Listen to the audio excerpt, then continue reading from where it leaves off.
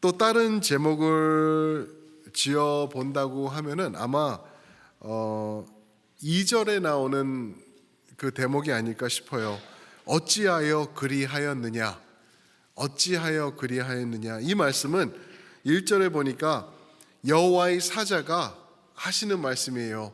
근데 여호와의 사자가 구약에서 여호와의 사자로 많은 경우가 이게 그 예수님의 신현이라고 신학자들이 말을 합니다. 오늘 말씀도 그렇고요. 여호와의 사자가 말씀을 하시는데 내가 너희를 애굽에서 올라오게 하였다라고 말씀을 하십니다. 그거는 그냥 여호와의 천사가 아니죠. 이거는 구약에 나타나신 예수님의 모습이라고 명확하게 우리가 깨달을 수 있습니다. 이 예수님께서 말씀하시는, 구약에 드러난 주님께서 말씀하시는 것이 어찌하여 그리하였느냐 하는 한탄의 말씀을 하시는데, 오늘 말씀은 이스라엘의 가슴 아픈 현실을 고스란히 드러내주는 내용입니다. 그런데 이 가슴 아픈 현실이 3000년 넘게 지난 오늘날 교회들에게 있어서도 별반 큰 차이가 없다라는 것입니다. 오늘날도 우리가 이 동일한 길을 걷고 있고 우리 자신들이 이러한 일을 반복하고 있다라는 것을 좀 오늘 말씀을 통하여서 우리가 보기를 원합니다. 이제 하나님께서 약속의 땅을 주셨죠. 그리고 또 가나안 땅을, 그 약속의 땅에 들어와서 가나안 땅을 12지파에게 분배해 주셨습니다. 그래서 다 차지를 했습니다. 그런데 그 땅을 하나님께 받기는 했지만 취하지는 못했습니다. 이스라엘 백성들이 하나님께서 땅을 주셨지만 취하지는 못했어요. 가졌지만 누리지는 못했다는 말이죠.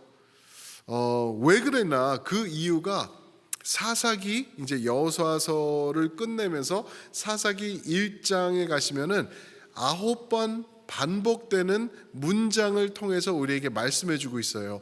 왜 이스라엘 백성들이 그 언약의 땅, 젖과 꿀이 흐르는 땅, 그 축복의 땅에 들어가서 땅을 다 분배하고 차지했는데 왜 누리지 못하고 내가 취하지 못했을까? 그것을 9번 반복하는 이 문장에서 말씀해 주시는데, 그게 뭐냐 하면은 쫓아내지 못하였느니라, 쫓아내지 아니하였도다, 쫓아내지 않았다, 이러한 말씀이 1장에서 9번 반복이 되고 있어요. 누구를 말하는지 아시겠죠? 가나안 족속들, 그 땅에서 이제 몰아내고 물리쳐야 될 백성들을 다 쫓아내지 않은 거예요. 19절에 보니까 지난주 토요일날 우리 김 목사님이 말씀하셨는데 그 철병거들이 있었다라고 말을 하죠. 그러면 과연 철병거들이 있었기 때문에 쫓아내지 못하였던 것일까?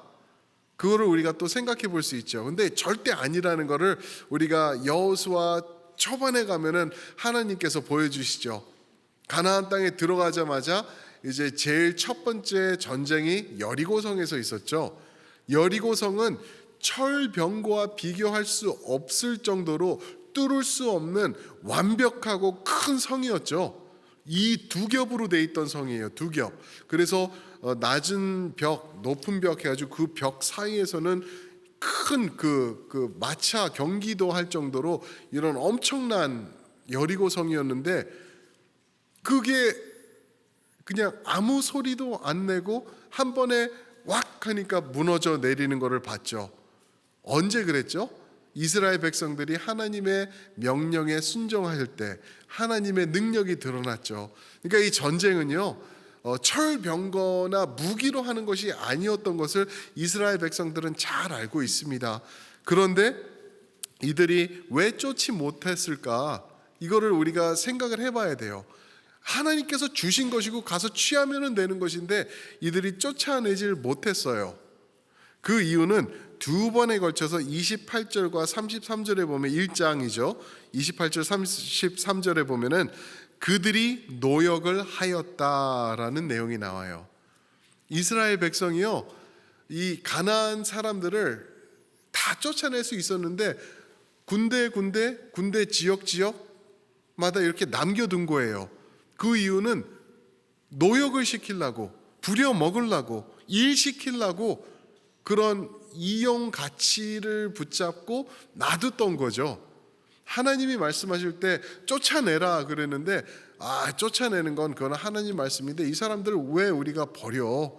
우리가 붙잡고 쓰면은 되잖아. 우리가 사용하면은 되지. 무슨 말이죠? 다른 말로 하면은 우리도 이제는 하나님이 축복해 주셨으니까 적과 꿀이 흐르는 땅에서 떵떵거리면서 편하게 좀 살아보자. 저 사람들을 노역시키면서 쫓아내지 말고 우리가 부려 먹으면서 살아보자라고 이들이 마음을 고쳐 먹었던 거예요. 그도 그럴 게 지난 400년 동안 그리고 또 광야에서 40년 동안 이들이 노역 생활을 어떻게 보면 한 거죠. 그죠? 그냥 노예였어요. 이 애굽에서는 노예 생활을 400년 넘게 했죠. 그러면서 왔기 때문에 우리도 이제 좀 잘 살아보자, 편안하게 좀 살아보자, 발 좀 쭉 뻗고 우리도 살아보자라는 그러한 이제 내용이 있는 거죠. 그런데 하나님의 말씀은 달랐죠. 하나님의 말씀은 아니야. 순종해. 너희가 나와 함께 살려면은 여기에 있는 축복을 누리려면은 나의 내 명령 앞에 순종해야 돼라고 말씀하고 있는 것이죠. 신명기 8장 11절부터 20절에는 하나님께서 이렇게 말씀하십니다. 하나님 말씀을 순종하지 않으며 하나님을 잊어버리지 않도록 삼갈지어다. 하나님을 잊지 않도록 하나님의 말씀을 순종하는 것을 까먹지 않도록 조심하라고 말하고 있죠. 12절에서는 너희가 배부르고 아름다운 집을 짓고 소유가 풍부하게 될 때 마음이 교만하여 하나님을 잊어버릴까 염려하노라. 여호와를 기억하라, 여호와를 잊지 마라. 계속 반복하시면서 그런 말씀을 하세요. 마치 하나님이 알고 계셨던 것처럼 너희가 들어가서 편해지고 많은 것을 누리고 이제는 좀 안정이 되면은 너희가 배반할 그런 유혹이 올 거야. 삼가해라라고 하나님이 말씀하시는 거죠. 그런데 오늘 본문 2장 2절에 보면은 그렇게 말씀하시죠. 너희가 내 목소리를 듣지 아니하였으니라고 이렇게 주님께서 구약에 나타난 신현하신 예수님께서 말씀하십니다. 주님의 목소리를 듣지 아니하였다. 그러면서 3절에서 무서운 말씀을 하시죠. 내가 그들을 너희 앞에서 쫓아내지 아니할 것이다. 내가 너희 앞에서 그들을 쫓아내지 아니할 것이다. 너희가 안 쫓았어? 너희가 내 말씀에 불순종하고 있어? 너희가 그들을 쫓아내라고 내가 말했는데 그들을 노역을 삼았어? 알았어. 그러면은 나도 그들을 쫓지 않을 것이다. 그러면서 3절에서는요. 그들이 너희 옆구리에 가시가 되며 그들의 신들이 너희에게 올무가 되리라. 무서운 말씀이죠.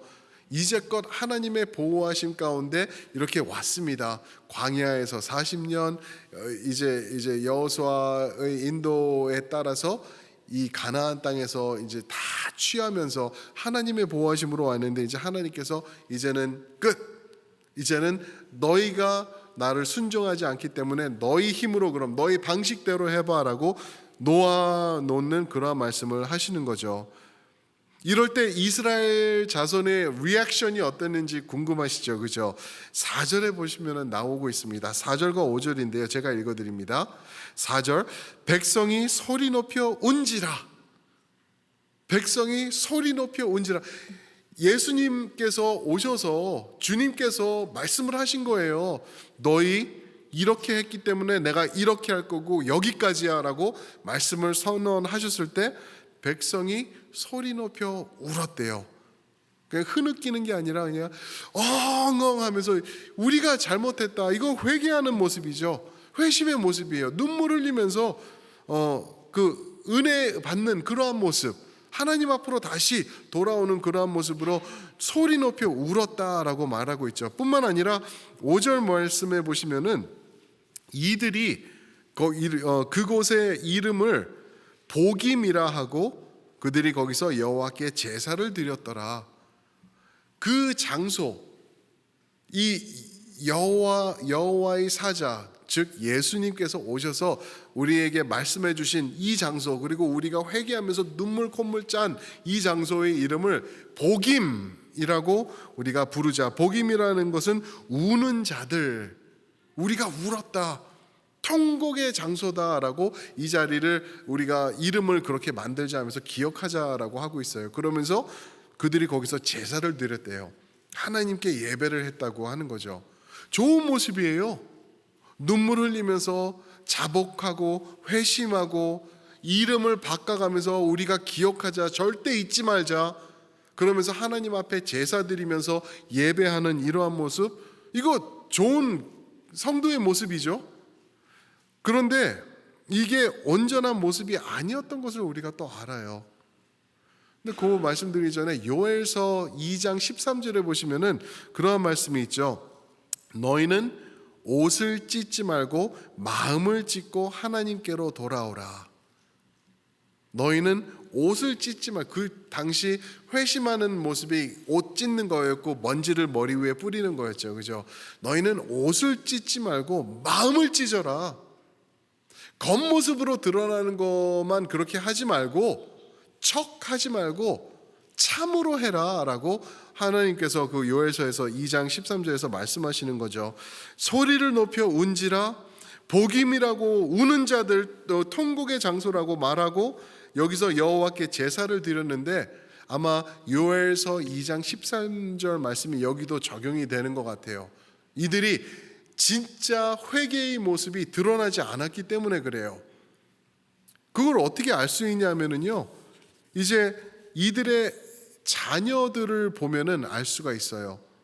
다음 세대에 어떠한 변화가 있었는지 보면은 알 수가 있는데, 이제 6절부터 보시면은 이제 하나님께서 주신 땅에서 이제 여호수아가 사는 날 동안은 말 잘 들었고, 또 장로들이 그때 있었던 장로들이 있을 때까지는 괜찮았는데, 이제 8절에 보니까 여호와의 종 눈의 아들 여호수아가 110세에 죽었어요. 죽었고 그 장로들, 그 있었던 사람들이 다 죽은 거예요. 그러면서 이제 이들의 세컨드 제너레이션이죠. 이제 그 가나안 땅에 들어와서 2세대 이들이 있는데, 이들은 하나님을 알지 못하였더라라고 그렇게 말하고 있어요. 무슨 말이죠? 부모가 참된 회심을 했으면은 이 자녀들에게까지 영향이 갔을 거라는 거죠. 그런데 자녀들이 하나님을 도저히 알지 못하는, 여호와를 알지 못하며 여호와께서 이스라엘을 위하여 행하신 일도 알지 못하였도다라고 얘기를 할 정도로 아무런 영향력이 없었던 거예요. 참 회심이 없었던 이스라엘, 그 가나안에 들어온 1세대였던 것을 우리가 볼 수 있는 것이죠. 사랑하는 성도 여러분, 자녀들을 보시면은요, 그 가정이 보이는 거 아시죠? 저희 자녀들을 가르치는 우리 전도사님들, 사역자들을 보면은 그런 말씀이 은연중에 항상 있어요. 항상 있어요. 애들이 왔다 갔다 하면서 막 욕하는 애들이 있어요. 막 진짜 욕을 막 하고 그래요. 그래서 그런 말 하면 안 돼. 그러면은 막 본체도 안 하고 듣는 둥 마는 둥 하면서 아이들이 있어요. 그 어린 아이들이 물론 학교에서 주워 듣고 그러겠죠. 그러면은 집에서도 커렉션이 있어야 될 텐데 큰 문제가 안 되는 거예요. 그러니까 나와서도 그렇게 아이들이 그렇게 반응을 하고, 아이들의 언행을 보면은 그 집안이 100이면 100 다 보일 수가 있거든요. 그래서 아이들 키우실 때 정말 조심시켜야 돼요. 정말 비밀스러운 게 있으면은요, 아이들 앞에서 나누시면 안 되고요. 아이들이 보는 데서 하지 마시고요. 그러시는 게 너무나 중요하죠. 제가 예전도 아니죠. 얼마 전에 말씀드렸죠. 한 분이 술을 끊은 이유가 애가 크 했다고, 그죠? 애가 물 마신 다음에 크 그런 거 보고 아빠가 집사님이신데 깜짝 놀라서 내가 그 후로 술 끊었습니다, 간증하신 내용이었죠. 그렇거든요. 아이들이 자녀들을 보면은 부모가 보이는 것 우리가 알 수 있죠. 그들의 언행을 통해서 다 드러나게 돼 있습니다. 그래서 오늘 저자가 보시면은 10절에서 이러한 단어를 쓰고 있어요. 10절 제가 읽어드립니다. 그 세대의 사람도 다 그 조상들에게로 돌아갔고 그 후에 일어난 다른 세대는 여호와를 알지 못하며, 그죠? 그 후에 일어난 다른 세대래요. 만약에 온전한 세대였으면은 다른 세대라고 했을까요? 그렇지 않을 것 같아요. 그죠? 올바른 단어는 뭘까요? 다음 세대가 맞는 것 같아요. 그죠? 다음 세대, 부모를 따르는 다음 세대가 일어나서 그들이 여호와를 알고 여호와를 경외하더라, 순종하면서 나아가더라, 부모의 신앙을 따라 발길을 옮기더라. 아마 이러한 내용이 있었을 거예요. 그런데 다른 세대, 다음 세대가 아닌 다른 세대로 딱 단정을 짓고 있어요. Different generation이 그 원어를 보면은 different, another, different, 다른, 이러한 의미가 들어 있더라고요. 그래서 이 자녀들을 보면서 우리가 이스라엘 백성들이 온전하게 회개한 것이 아니었구나, 엄청나게 울고 우리 울면서 회심했으니까 여기 이름을 우리 종로에서 복임으로 바꾸자, 이름도 바꾼 거예요. 우리 바꾼 것뿐만 아니라 여기서 제단 쌓고 제사하면서 하나님을 예배하자, 예배도 드렸어요. 그런데 그 중심에는 옷만 찢고 있었지 가슴을 찢는 모습은 없었다라는 것을 말씀하고 있죠. 우리 자녀들이 지금 살아가는 세대가 딱 이런 세대인 것 같아요. 우리는 우리 자녀들 보면서 얘네들 뭐 이래, 어떻게 저래, 우리 때는 신앙생활 저렇게 안 했는데, 우리 때는 안 그랬는데. 부모님들 그런 말씀 많이 하시잖아요. 우리 때는 모여서 기도하고 찬양하고 열심히 하고 교회에서 밥 먹듯이 살고 그랬는데 쟤네들 세대는 왜 저래? 왜 그런지 아시잖아요. 오늘 말씀을 보시면은 부모 세대의 책임이거든요. 부모가 교육 안 한 거예요. 교육 솔직히 말씀드리면은요, 할 필요도 없이 신앙의 교육, 뭐 가정 예배 다 좋아요. 그런데 그런 거 없어도 돼요. 엄마 아빠가 올바른 신앙을 붙잡고 걸어가셨으면은요, 자녀들이 그 길 따라옵니다. 저는 그거 확신해요. 그런데 자녀들이 비껴나가고 언행이 틀어지고 아이들이 신앙을 버리고 교회를 멀리한다?